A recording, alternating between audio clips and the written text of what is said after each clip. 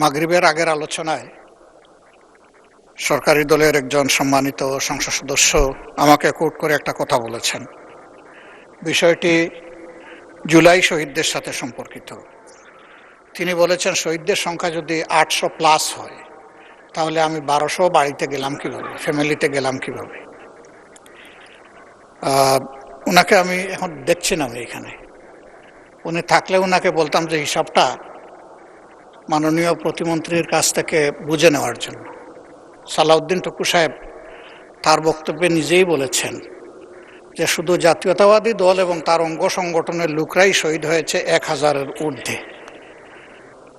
আমি যদি তার কথাটাই সমর্থন করি তাহলে হিসাবে এখান থেকেই তিনি পাবেন, আমার কাছে কষ্ট করে আসতে হবে না।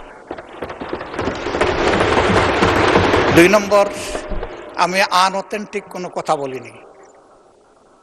এই ব্যাপারে আমাদের কাছে একটা কমপ্লিট প্রোফাইল আছে। এখানে উপস্থিত অনেকে আমাদের সেই প্রোফাইল পেয়েছে, আমাদের ওয়েবসাইটে অ্যাভেইলেবল। ক্রস চেক করে আমরা নিশ্চিত হওয়ার পরে এই তালিকাগুলো করেছি। 3 নম্বর, এই ব্যাপারে আমার কথা নয়, এই দেশের কোনো সংস্থার উদ্ধৃতি নয়, জাতিসংঘের মানবাধিকার ফ্যাক্ট ফাইন্ডিং কমিটি বলেছে এই সংখ্যাটা 1451, তাদের পাওয়া মতো।